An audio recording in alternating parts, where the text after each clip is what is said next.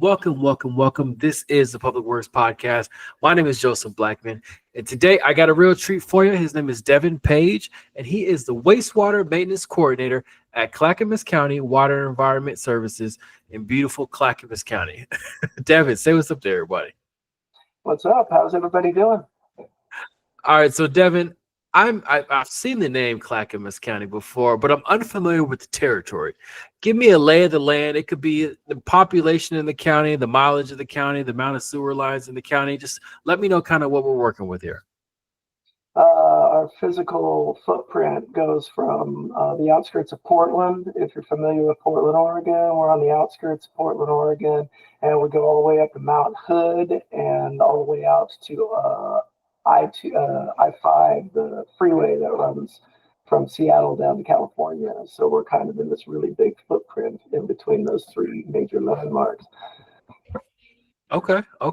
And you're the wastewater maintenance coordinator. So I get, for the lack of a better phrase, these titles, they kind of tell what we do or what you do, but I want to hear from you what exactly you're over. So give us kind of the rundown of a random Tuesday and a 30,000 foot view of what exactly you're supposed to be doing or what you're tasked to do within the county. Well, one of the first things that you do is you come in and kind of touch base with the operations staff, make sure that the plant seems to be running correctly, identify any major problems that need to be addressed within the plant.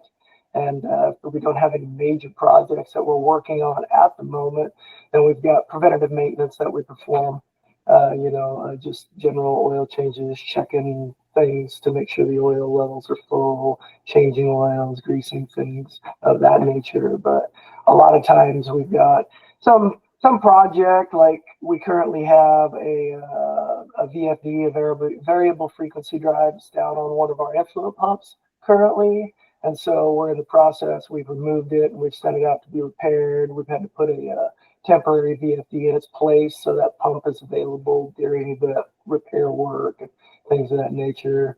Yeah, there's one hot project that's in the works, for better or worse. How often are you feeling like, hey, I just did the same thing this week that I did the week before and the week before that? Or is it pretty fluid to where like everything's different every single hour of every single day? In maintenance, like I said, we always, every day is a new adventure for the most part, but we do have those routine preventative maintenance tasks that we perform, running around. We've got lots of HVAC equipment in the plants that need to have the filters changed, belts checked and tightened and things like that, all that, the grease in the gears that keep everything running, a lot of our buildings, we have to have a particular amount of airflow through them to make them safe for personnel to go in there. So it sounds pretty tedious and monotonous, but it's pretty important stuff, Sure. So yeah. Sure. The title of wastewater maintenance coordinator, does that leave you with, I guess, a crew that you're over? Like how much of the task do you get to delegate? Do you have to have like a morning rodeo to get the guy started for the day? I guess what's the supervisory part of the job that you do? We actually have a maintenance supervisor that works over. We have two coordinators. I'm at one location, and our other coordinator is a different location from here. And so our supervisor kind of oversees that, hands projects down, or sometimes operations will come directly to us to ask, for guidance on things. And after that, we have what's called a CMMS system. It's for putting work orders in. So after we decide what work needs to be performed and who's best to perform the task, we get into our CMMS program and we'll assign the work out to the crews, and everything kind of falls in place from there. Gotcha. The work order systems, I always love those because we have to decide what takes precedent over the next task. So what's kind of Devin's thought process to figure out whether you should replace that pump or run to the other side of town and do other XYZ tasks? Like, how do you decide which one takes the cake on what task you're going to do first? Well, I mean, in the grand scheme of things, we have a lot of operations and maintenance manuals that we can refer to see like the parts breakdown, exploded views of the equipment we have on site here. Depending on what the symptom of the particular piece of equipment is, you use your expertise, your time on the job, and just your overall experience of taking these things apart in the past, or referring to other members on the crew for any experience they may have with that particular piece of equipment, and kind of go from there.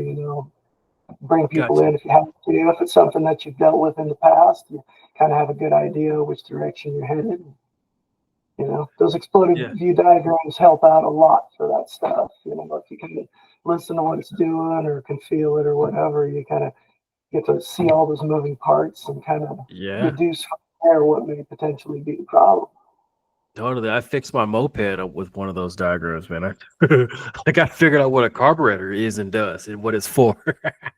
Right. You get to see all the needles and the jets and all those moving parts and pieces in there. Make sure to slide. Is that right? All right, you're talking too deep down, too deep into it now. So you didn't sprout up yesterday. You're not a mushroom. It sounds like you've been at this for a couple of days. Give us your career path from the time you left high school to where you're at today, just so we can kind of know what the make of the sausage is to how you got to where you're at today. In a nutshell, so I wasn't very good at the whole school thing. I wound up leaving a little bit early, got a GED. A friend of mine, his father had a chicken farm, big, used to raise chickens for a major chicken provider, supplied for the stores.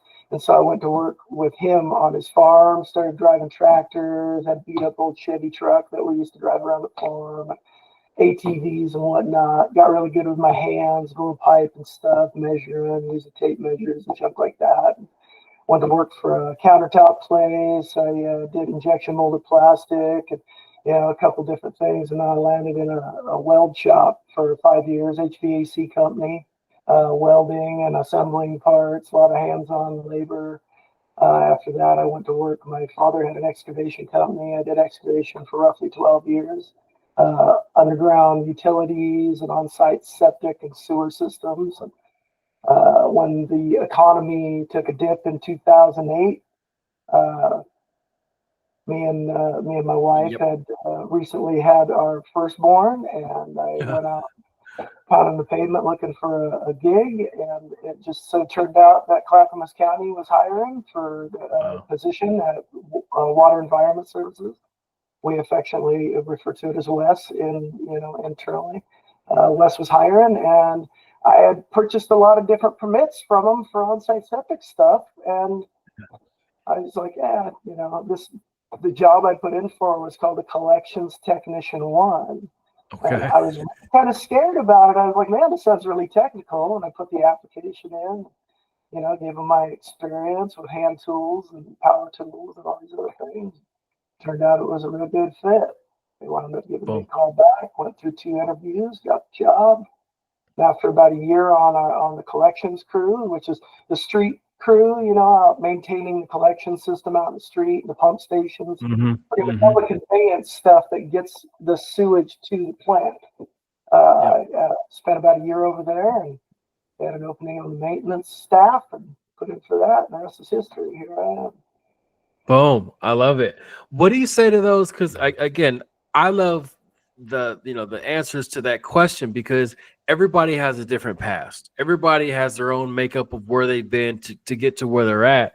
And so what do you say to those who don't feel like they, have that career path in the wastewater industry to be able to get a job, with a city or a county?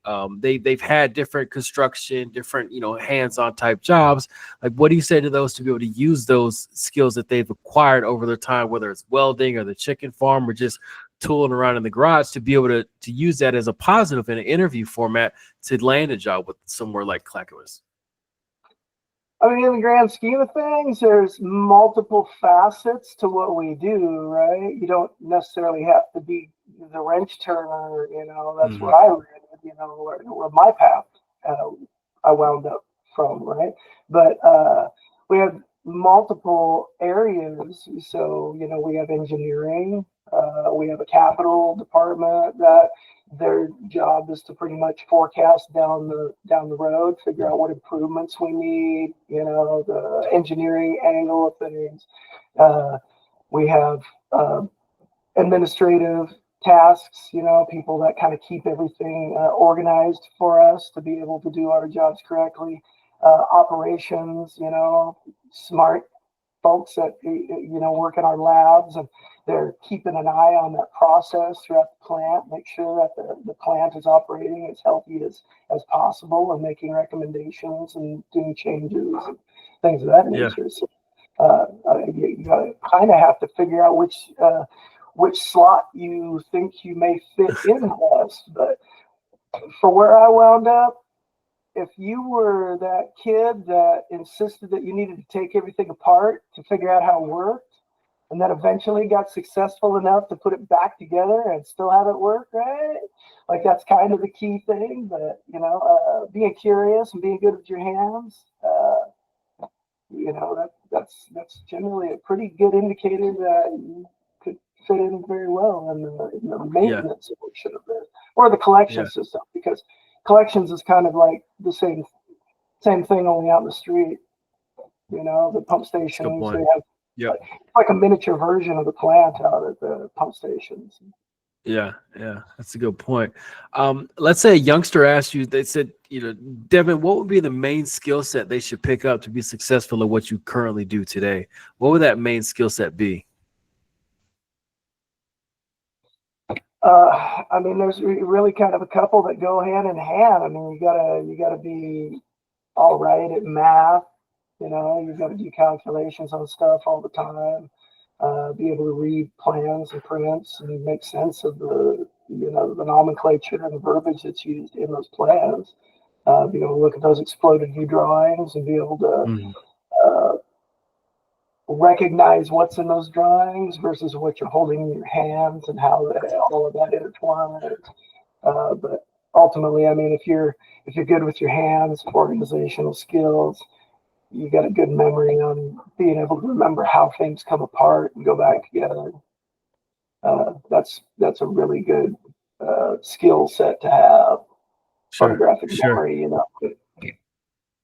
I would say not all, but the younger generations coming up now, I don't think that they have that. I'm sure when you were tooling and taking stuff apart around the house, there was no TikTok, there was no Instagram or Facebook. I feel like some kids, they get so engulfed in that, but they get to a point after high school where they need a job, and and these types of jobs are waiting for them. What do you say to those who don't have that background of working with their hands to be able to find things to get those skills as quick as possible to be able to fit into this culture, or into this type of position? There are certain vocational schools out there. They're dwindling. They're getting a lot more scarce, but there are some vocational schools out there.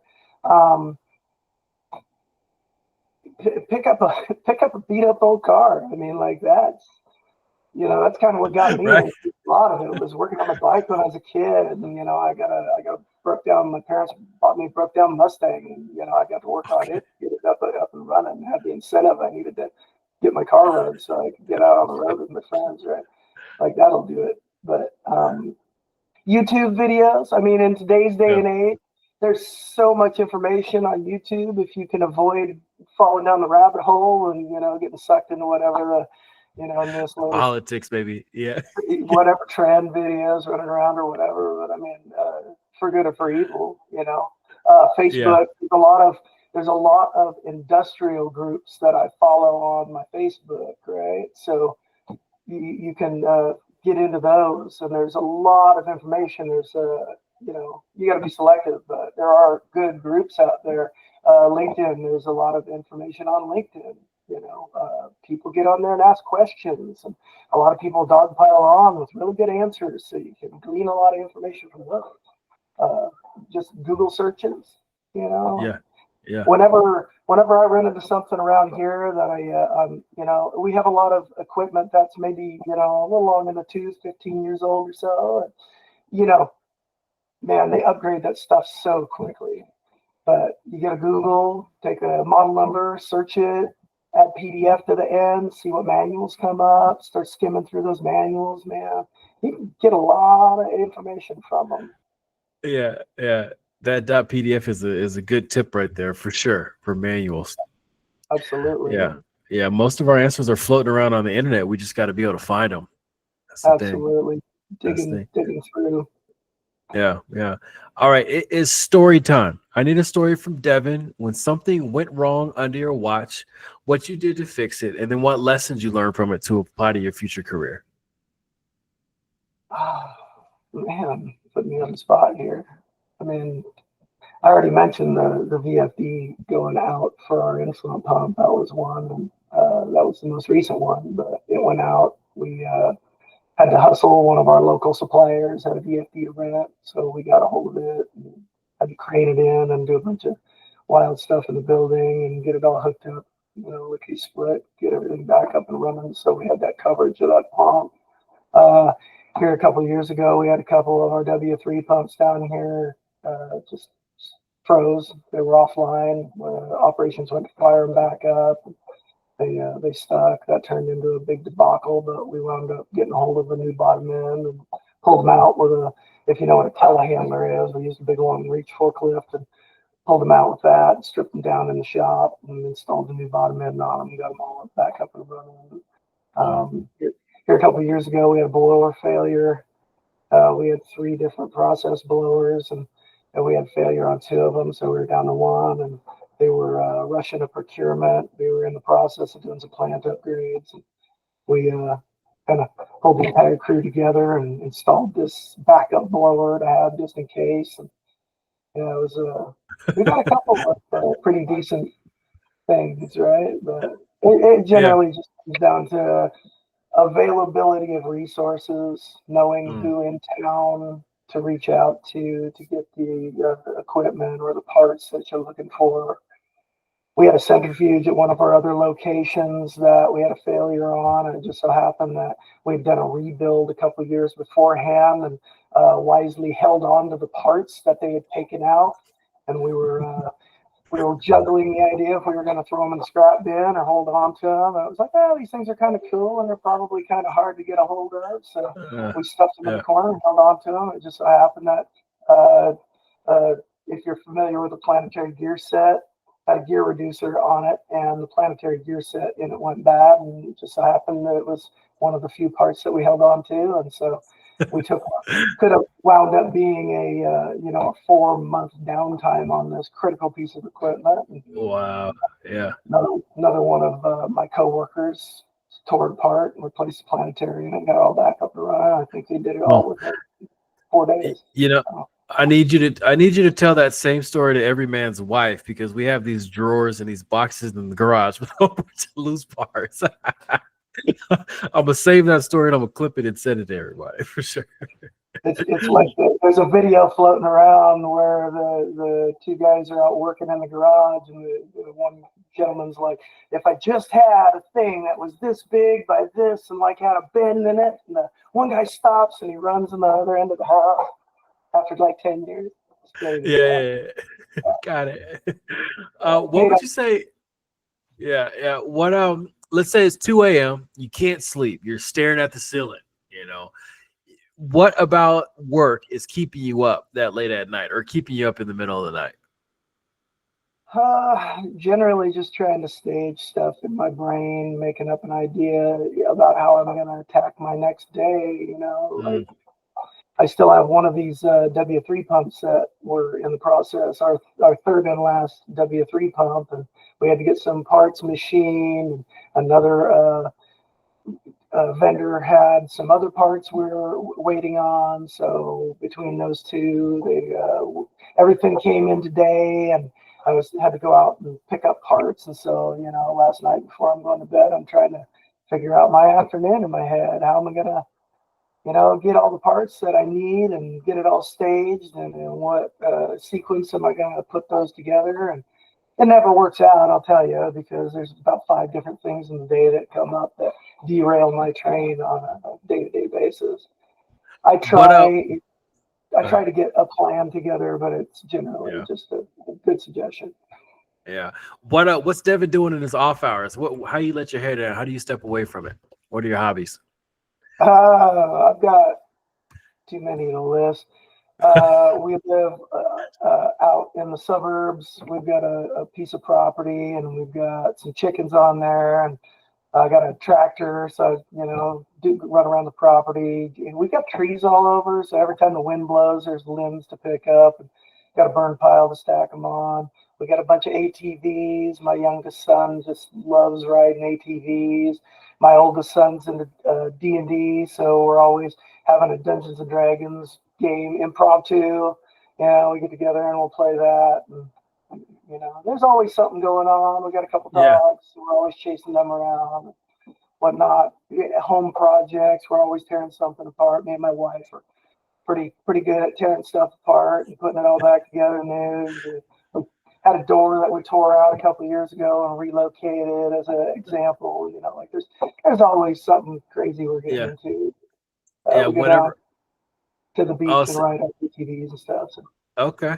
Yeah, whenever I see my wife get out the measuring tape, I'm grabbing my wallet saying, no. Because I know what that means. My wife is phenomenal at planning and budgeting for things. So we'll have a plan, and she sits down and draws it out on paper, and we kind of get a good idea, which phases and stages everything's going to work, and all the way up to the end of it. And then we high five and figure out what the next thing's going to be. Yeah, I like it. How does Devin continue to upskill himself? You're in maintenance. We all know what maintenance kind of looks like. It's kind of the same rigmarole. You keep tackling the same problems over and over, try to do it more efficiently every time. But how do you continue to upskill yourself? What are you doing intentionally that keeps putting new and good information in your brain so you can operate more efficiently? I'm always...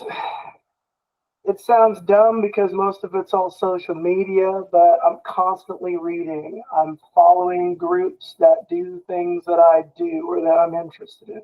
So if I see a wastewater plant that's on the East Coast and they have a particular piece of equipment they're asking for information on, if I've never seen that particular piece of equipment, I'm taking a screenshot. The very next day I'm coming into work and I'm getting on Google and I'm figuring it out, what it is, who sells it, how it works, looking for feedback on that particular thing.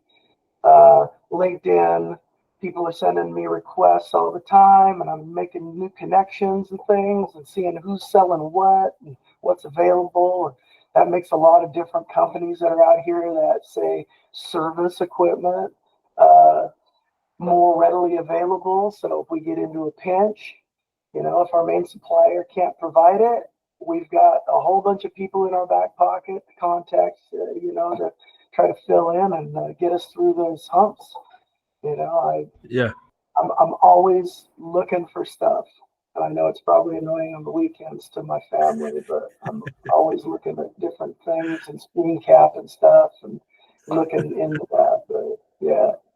What are some of the more notable public works, wastewater, YouTube channels out there? Kind of where do you get that information from on YouTube? Honestly,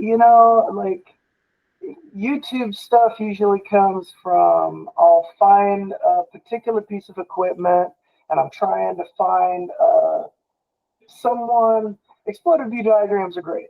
They really are. You can make a lot of sense from it. You can find a lot of different parts, but some of them are lacking compared to others, right? So it's really convenient to be able to get on YouTube and search a particular piece of equipment and find somebody that's taken it apart. So you've got this visual representation of what's inside of this thing, right? So generally, that's what I utilize YouTube for. But I've been known to get on Spotify and type in wastewater and see what comes up for podcasts. There are certain podcasts out there, right? Yeah. Yeah. Okay. Just keyword searching, what we do, things of that nature. Yeah. What would you say is the biggest misconception about what you do? Like, let's say we asked your wife's best friend, like, what does Devin do all day, every day? What would she get totally wrong in answering that question? um, I don't know. I mean, honestly, like I'm pretty open and honest with people. If they take an interest in what I do, I tell them, exactly what I do. But for the most part, that it's it's it's dirty. It's not really dirty. It's only dirty if you make it. I mean, yeah, we deal with wastewater, so you have to kind of acclimate yourself to that. But it's not like you go to work and you get covered in waste all the time. Everything's self-contained. It's usually only outside of the pumps and the pipes when something goes wrong. And in that case, we have ways to isolate things, clean everything out. Sure. Yeah, I mean, that's probably the main misconception that I run into. I don't think it's that bad, but I've also kind of worked my way up through on-site septic stuff before I got here. So, as somebody who, I don't know, works at an office job, coming down here is probably a huge, shift, right? But, Yeah. Yeah. not one. Okay, let's say you're commissioned to put up a billboard, and this billboard is in the most trafficked area of Clackamas County. What ask of your community in regards to wastewater would you put on this billboard? Stop flushing wipes. I know you probably Come on, man.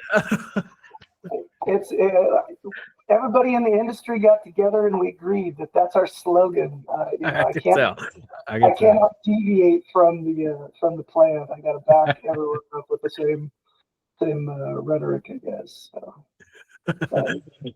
that's really it. Those things we spend more time having to maintain our conveyance systems, our pumps, screens. Our equipment really gets beat up from those things, and I know they stay flushable, but kind of like if you ever seen the commercial where they show how much flushing power a toilet has when they're trying to sell it, and they fill it full of golf balls and they hit. Yeah. Golf balls are flushable too, right? But they're not meant to go in the system. So please, like if we're gonna put up a billboard, that would be the one. But I know we spend a lot of advertising dollars to get that word out. We have a lot of public outreach programs that we do in Clackamas County, and we spread the word on that. So. Gotcha. Where do you see the future of wastewater maintenance going? I mean, you sound really introspective, like you're always looking for new information online. Have you seen any cool technology that's happened around the world, around the country, that will kind of shake up the industry and help it, advance 10 years in the next 1 year?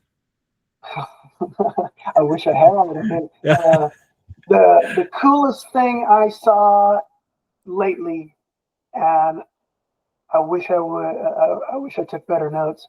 I have like 800 post-it notes all over my desk, right? I should have wrote this down somewhere. But there is a company that is currently in the process of working on a system to remove PFAS, however you want to pronounce it, from water. And they're these big separation tanks, and they're claiming like 97% removal. And that's really kind of on the front end of our profession is, trying to get down to, we have our other facility, we have what's called a membrane bioreactor. It's a filtration system that it's like a final polishing to the wastewater before we discharge it back into the rivers. And it goes down to like 2 microns. It filters very, very small. So we're already kind of doing some really fine filtering of our wastewater, but the PFAS problem it's everywhere. It's not even just the wastewater. What we've got in the collection, what gets pulled in for fresh water, things of that nature. But that's probably what you're going to be seeing more and more of in the future. Besides that, just improvements on the current technology. Yeah. Okay. Let's I mean, with what you're doing around the house and even at work, I feel like you need your own reality show. But let's say I sent the whole camera crew out there to follow you around, at work. What would you say is the juiciest, most, the exciting, best part to put on a reality show for others outside of our, wastewater public works community to watch, so they can be intrigued, interested, and also educated on what happens at these facilities. I mean, depends on if we're gonna dress it up like a normal reality show. Yeah, it's You can still make totally staged. Yeah. you can make any situation pretty intriguing if you do it right. The next time one of our critical pieces of equipment goes down, when 5 people jump in and we got to figure out exactly what plan of attack we're going to use. That's a good opportunity for everybody to scream and yell. And then you got to get on the phone and call your local supplier. I need those parts now. Dude, you got it, man. You're a movie producer, man. You're thinking already. You'd have to do that. You can float that idea. Maybe that's what you can parlay your podcast into, is doing shows for. No, selfishly, I do think, they have the shows Chicago PD, Chicago Fire, Chicago EMT. They could easily have a Chicago Public Works, with a Vector truck and a crew of guys, and your director in a suit, he's peacocking, and you got the supervisor, he's cussing at everybody. You got the low man, he's in the pile or in the manhole. Like, he can definitely do it up, Absolutely. You should do that and follow our collections crew around, because everybody from work that watches is probably gonna be like, man, why you gotta bring up bad stuff? But years ago, we actually had we call them structures, but we have manholes. So if you're familiar with manhole structures, you get the risers. Yep. Somebody was clever enough to go out and pry one of the lids off, and they threw a bowling ball in it. A bowling ball. They threw a bowling ball in it. Sabotage. Packed the thing up, it flooded out all over. Yep. And our collections crew jumped in ASAP as soon as somebody figured it out. And they went out and mitigated it, cleaned everything up, and just, really, really busted tail to get it all taken care of, right? Those would be those reality show moments. Totally. And please tell me, please tell me you still have the bowling ball. And we still have it floating around. That's a trophy, man. Hold on to it. Yeah. Good stuff. Well, Devin, I always like to leave a space on the show for you to thank mentors you had along your journey. And then also after that, I want you to give a word of inspiration and motivation to your fellow wastewater counterparts around the country. Oh, man. Put me on the spot. I mean, that's a long list. There's a lot of people that I've ran into that, pretty much. I mean, it sounds corny, but everybody I run into gives me something that I can utilize, right? But there was I don't know. I mean, my best friend's dad that gave me the job on the chicken farm. He's somebody I owe a lot to. My mom and dad, of course, gotta throw them in there. My wife, inspiration, man. Like, I'm doing a lot for her and the kids.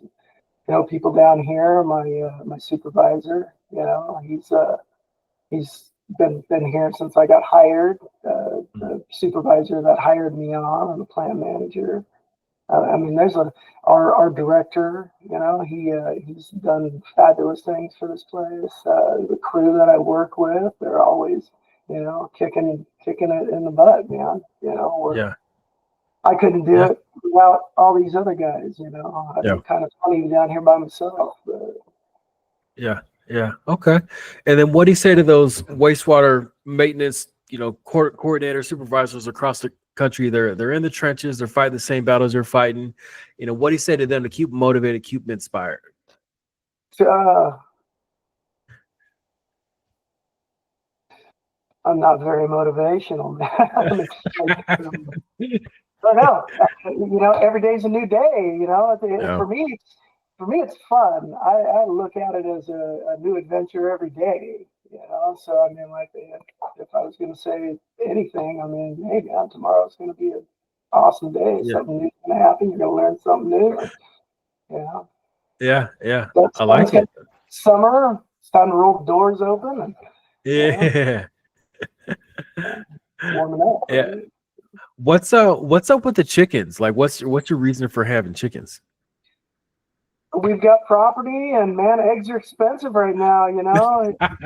I mean, in all honesty, when we got the Oh, property, my wife and my sons were like, "Man, we should get some chickens. That'd be cool." And so they bought a couple. And I don't know how familiar with chickens you are, but there's like 800 different breeds of them. So they just started looking at didn't all the know. different breeds and picked out some cool ones. And next thing you know, we have 16 chickens right now.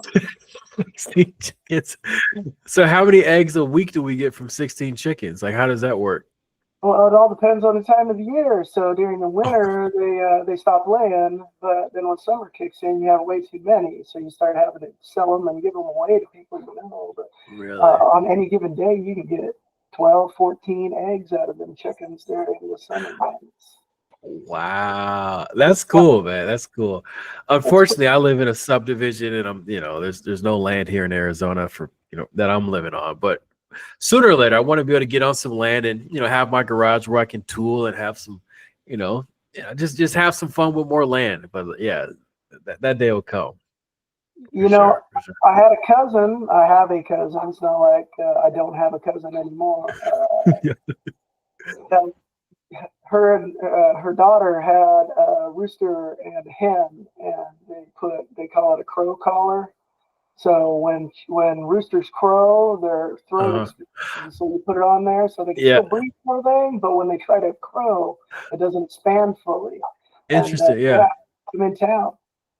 Okay. And the backyard at their house, they were on a small lot inside town. With around them, and they had them in there too. So. I like it, man. I like it. Right? Yeah, I like it. All right, let's say I'm coming to town. I'm coming to Clackamas County, and I text you ahead of time. I said, Devin, where can I go to get the best burger in the county? Where are you going to send me? I have to flip a coin on that one. There's two places that I'm pretty fond of. One of them's called Roaks. Roaks, Roakes, or Roaks. If I remember, my memory fails me sometimes. I know where it is. I never have to random orders. Deer Roaks, right? But they have a hamburger at they have a couple locations around town, but they have a hamburger. It's called a Wimpy Burger, and this thing is monstrous. It's huge. Okay. It's wide and low, really. It's a phenomenal hamburger, and they have vanilla cokes and stuff, and their fries are handmade. And, good stuff.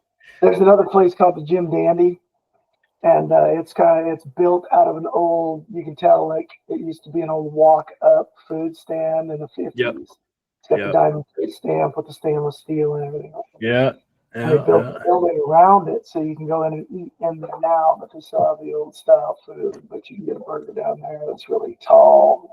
It's really like it's like a Farmer John or something. It's got egg and bacon and everything. It's huge. Good stuff. Yeah, that's the two places. Well, and of course, Burgerville, they're a Northwest staple. You can't get anywhere else. Like they stop at the Cascades, like you got to be on this side of the Cascades to get it. It's kind of a hometown thing. Okay.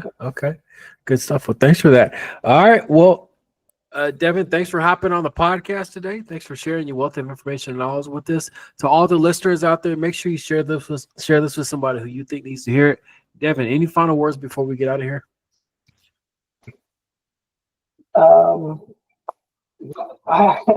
Man, put me on the spot.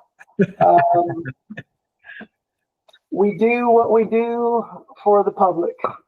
We serve the river, We're trying to make sure that the environment's as clean as we can possibly make it. So, we've got friends and family and people that live around this place that we really care a lot for. And so we're trying our best to make sure that all the waterways and everything are as clean as we can get them. So, I like it. We serve the river. I like it. All right. Well, Devin, thanks for hopping on the Public Works podcast. And everybody, thank you for tuning in.